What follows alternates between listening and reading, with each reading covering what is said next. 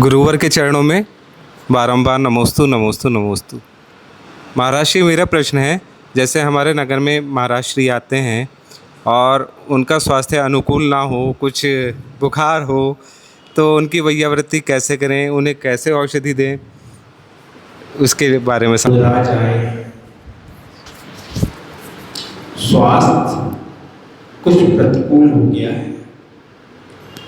मुद्राज है, वीर्याचार का पालन करते हैं, चाहे स्वास्थ्य अनुकूल हो प्रतिकूल हो, वो ना तो अपने ही मूल गुणों से किसी प्रकार का समझौता करते हैं और ना ही धर्म प्रभावना के निमित्त जो भी क्रियाकलाप हैं उनमें कभी पीछे हटते हैं। लेकिन जो श्रावक है वो विचार करता है कि हमारे गुरु महाराज हैं, इन्हीं से धर्म की प्रभावना है, इन्हीं से हमारा आत्मा को प्रशस्त मार्ग मिलता है, तो इनका स्वास्थ्य भी अनुकूल रहना चाहिए। लेकिन स्वास्थ्य अगर प्रतिकूल हो गया है तो दो प्रकार से, पहली बात तो स्वास्थ्य सुधारा जाता है। एक, जैसे तुमने चूंकि बुखार की चर्चा की है, इसलिए एक तो हम भोजन में, आहारों में कुछ ऐसा चेंज कर दे जिसके माध्यम से भी बहुत सारी चीजें, बहुत सारे रोग दूर हो जाते हैं। ठीक है ना? जैसे गर्म पानी आदि हो गया, कोई काढ़ा आदि हो गया। तो अगर किसी मुनिराज को बुखार है, किसी मुनिराज को सर्दी जुकाम आदि हो गया है, तो इन सारी चीज़ों के लिए अपन देसी जड़ी बूटियों का काढ़ा आदि हो गया, गरम जल आदि हो गया, ऐसी चीज़ें दे सकते हैं। ठीक है ना? और मान लो कदाचित उनका स्वास्थ्य इतना प्रतिकूल है, इतना प्रतिकूल है कि औषधि की आवश्यकता अनिवार्य रूप से दिखाई दे रही है। अगर आपको अनिवार्य रूप से उनकी औषधि की आवश्यकता महसूस हो रही है, तो फिर अब उनको बता के नहीं, ना तो उनको बता के और ना ही सबको बता के। अब जो तुमने बात पूछी है वो इसलिए है, अब मैं बता ही दूं कि अभी एक दिन पहले मेरा हो गया था और मुझसे पूछा जा रहा था, और पूछा भी जा रहा था तो सबके सामने पूछा जा रहा था। तो बेटा हम जैसे साधु तो बताने से रहे। फिर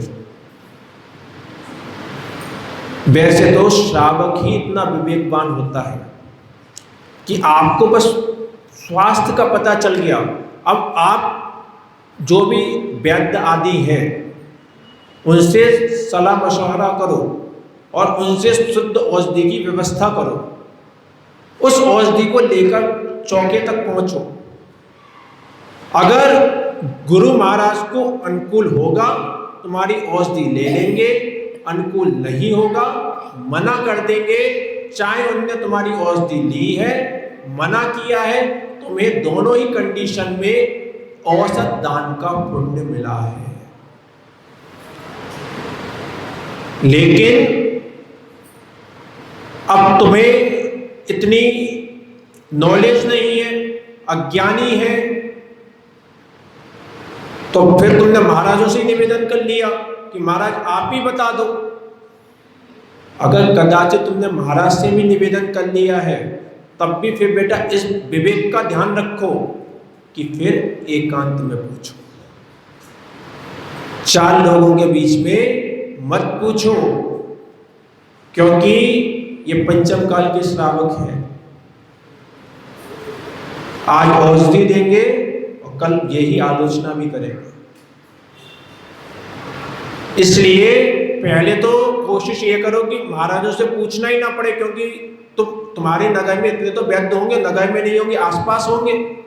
आप जैन समाज के हो, आपको पहले से ही ऐसे वैद्यों से कांटेक्ट रखना चाहिए, उनके नंबर आदि रखने चाहिए कि अगर हमारे नगर में कोई साधुगण आ गए, उनका स्वास्थ्य प्रतिकूल हुआ, तो हम उन वैद्य जी से बात कर लेंगे।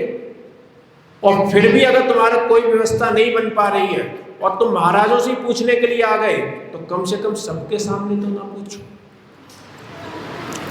और अगर आपको योग्य औषधि मिल गई है, तब भी फिर क्या करो, दबा कर दो। 4 लोगों के बीच प्रचारित करके मत दो। होता क्या है, कदाचित चौके में प्राशुक औषधि आ भी गई, उसके बाद महाराज जी की औषधि रखी है, ध्यान रखना, महाराज जी की औषधि रखी है, ध्यान रखना, महाराज जी की औषधि रखी है, ध्यान रख। शुरू से लेके औषधि एक बार चलाओगे और प्रचार प्रसार पूरा हो, दबा के दो। ये क्या है, श्रावक का विवेक है, क्योंकि ये निग्रंथ साधु है, वीतरागी साधु है। ये वैसे तो अगर बेटा चौथा काल होता, शरीरों में ताकत होती, तो इतनी भी औषधि ना लेते। ऐसा देखने के बाद भी मुनिराज औषधि नहीं लेते हैं। एक कथानक शास्त्रों में आता है श्री कृष्ण का, कि द्वारका नगरी में एक साधु आए और उन साधु का कुछ स्वास्थ्य प्रतिकूल था। कृष्ण को पता चला तो वो अपने साथ एक वैद्य जी को लेकर चले गए मुनिराज के पास और मुनिराज को नमोस्तु किया। नमोस्तु करने के बाद बातों ही बातों में उनका स्वास्थ्य पूछ लिया, और जो वैद्य जी थे तो उनको भी जो भी उनके स्वास्थ्य संबंधी बातें पूछनी थी, वो भी उन्होंने सब बातों ही बातों में पूछ ली। मुनिराज को पता ही नहीं है कि ये वैद्य जी हैं, और वो सहजता में उन्होंने भी बातों ही बातों में बता दिया। बताने के बाद में वैद्य जी ने तुरंत योग्य औषधि बना दी। लेकिन अब औषधि दे कैसे, क्योंकि वो तो और चौथे काल के साधक थे, श्रेष्ठ साधक थे। अगर औषधि उन्हें पता भी चल जाए तो वो लेंगे नहीं। तो फिर कृष्ण ने क्या किया, लड्डू बनवाए, उसमें औषधि रखी और वो पूरे के पूरे द्वारका नगरी में बंटवा दिए। क्योंकि मुनिराज का कोई भरोसा नहीं है, जंगल से निकलेंगे, किसके घर में पड़गान हो जाए कुछ पता नहीं है। इसलिए वो लड्डू पूरे द्वारका नगरी में बंटवा दिए और बताया किसी को नहीं, बस आदेश जारी कर दिया कि अगर जिसके भी गृह में मुनिराज आएंगे, सबसे पहले आपको यही लड्डू चलाना है। राजा का आदेश था। मुनिराज रोजाना आहारचर्या के लिए आया करते थे। जिस गृह में पहुंचते थे, सबसे पहले लड्डू दिया जाता था। लड्डू के माध्यम से औषधि आ जाती थी। कुछ ही दिनों में मुनिराज निरोगी हो गए। तो दवा कर दो, उसका प्रचार करके मत दो।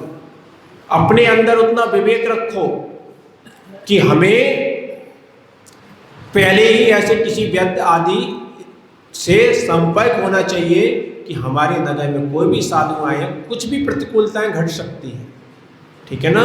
तो फिर अपन को पहले से इन चीज़ों का ध्यान रखना चाहिए, लेकिन दवा का कभी भी प्रचार नहीं करना चाहिए। इसी को औषध दान कहा जाता है। ऐसा